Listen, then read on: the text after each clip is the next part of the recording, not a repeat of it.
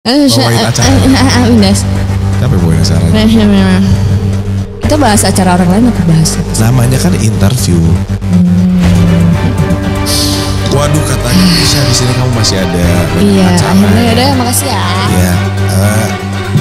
Keisha Lefronka, musisi yang gak punya adab, gak sopan, star syndrome.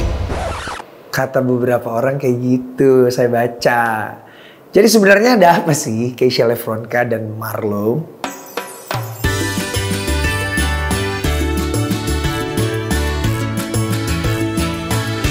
Siapa yang gak tahu Keisha?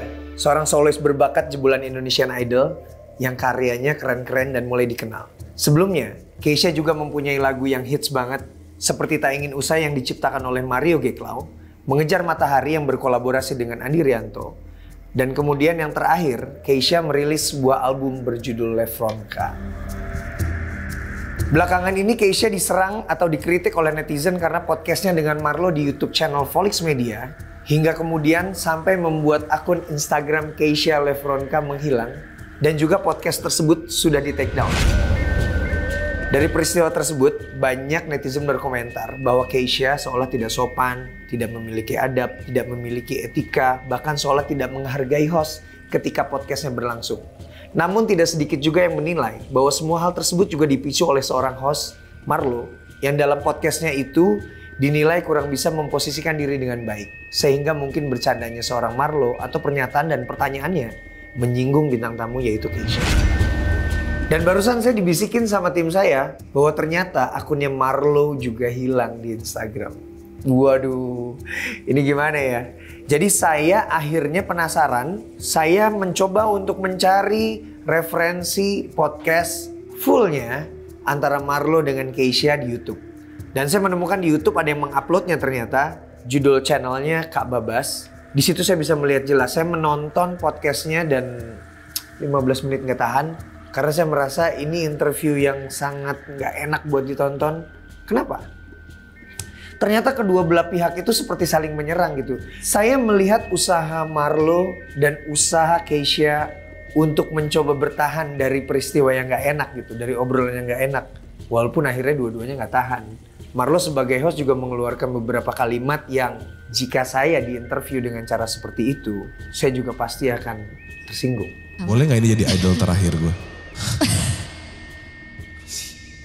Ya, gue jadi pusing. Profesional Marlo, profesional. Nih berapa lama yang setengah jam aja nggak apa-apa? Itu diucapkan di depan bintang tamunya dan menurut saya itu bisa bikin mood dari bintang tamu jadi drop. Walaupun memang Keisha Lefronka juga mengeluarkan beberapa pernyataan yang kurang menyenangkan untuk didengar.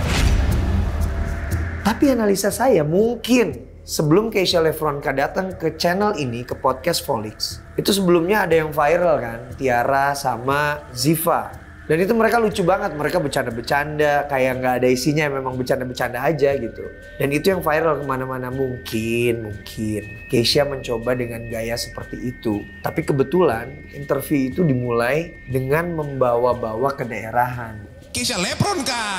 Ih, mentang-mentang gue dari pedalaman gitu ya. Apaan hubungannya? Apa hubungannya? Tepuk tangan dulu. Gimana rasanya dari orang kabupaten yang datang? Gue gak pernah ngomong kayak gitu, masa iya sih? Dan juga membawa bagaimana caranya Keisha berkomunikasi dengan gue elu yang menurut Marlo tidak cocok. Kok bisa sih ngomong gue lo? Ada yang pernah bilang gak cocok gak? Mungkin lagi dari sisi seorang remaja seperti Keisha yang egonya lagi tinggi. Kok cocok? Dan dimulailah perang dingin dalam interview itu yang akhirnya kayak... Lagi sebagai orang kabupaten ya. Next question, selama lu berkarir pernah ngerasain demam panggung gak sih? Oh sangat. Dan gimana cara mengatasinya? Meditasi. Oke. Hal apa yang paling lu nikmatin sebagai musisi? Ada pilihan abjad aja gak sih biar lebih cepet? Sebagai seseorang yang diinterview, itu rasanya gak enak loh. Tapi saya juga mencoba untuk memahami sisi Marlo sebagai interviewer. Bahwa ketika orang yang diinterview jawabannya cuma singkat-singkat aja. Terus jawabannya cuma, kenapa enggak?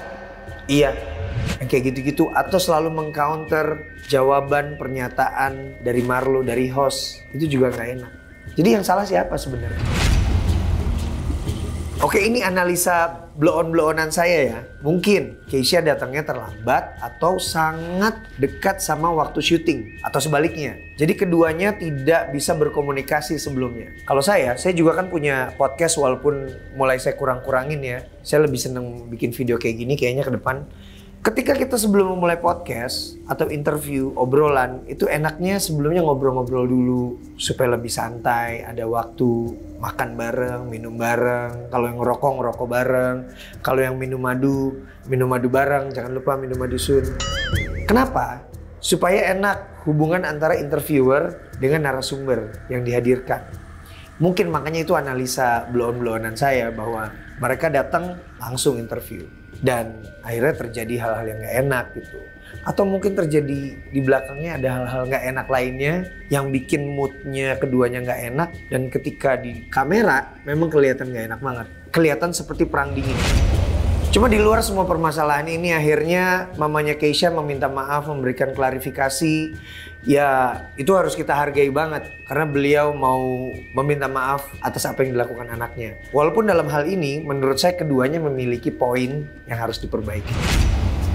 Buat Keisha ya semoga semangat ya. Maksudnya udah beberapa kali ini terjadi hal seperti ini, kayaknya ini bisa menjadi sebuah rambu, sebuah lampu kuning untuk Keisha. Untuk bisa lebih berhati-hati lagi dalam menerima interview, menjawab interview, berinteraksi dengan orang lain. Yang juga ini akan berpengaruh besar terhadap karya-karya yang akan dihasilkan ke depannya. Karena sebagai seniman, sama seperti saya juga merasakan. Selain karya, ada banyak hal juga yang dipertimbangkan oleh orang lain untuk dinikmati. Salah satunya adalah attitude kita. Saya melihat Keisha sedang ada di fase star syndrome. Star syndrome bukan selalu negatif ya, tapi maksudnya perubahan diri seorang Keisha dari yang sebelumnya menjadi seorang star. Disitulah ujiannya. Semoga Keisha bisa melewati itu dan menjadi bintang yang sesungguhnya bersinar banget dan juga disukai sama banyak orang. Buat Marlo semoga podcastnya juga semakin seru dan juga akun Instagramnya segera balik buat dua-duanya sih. Ya udah, pokoknya semoga ada yang bisa kita ambil dari permasalahan ini, terutama untuk public figure, terutama untuk orang-orang yang bikin podcast dan juga menjadi bintang tamu podcast, dan juga pastinya buat penontonnya nggak langsung ngejudge A, nggak langsung ngejudge B, walaupun mungkin di channel-channel gosip, di akun-akun gosip beredar berita ini, kita cari tahu. Kalau kamu pengen nonton video lengkapnya, interview antara mereka berdua, itu ada di description. Silahkan ditonton dan tentukan sendiri pendapatmu. Jangan lupa senyum hari ini.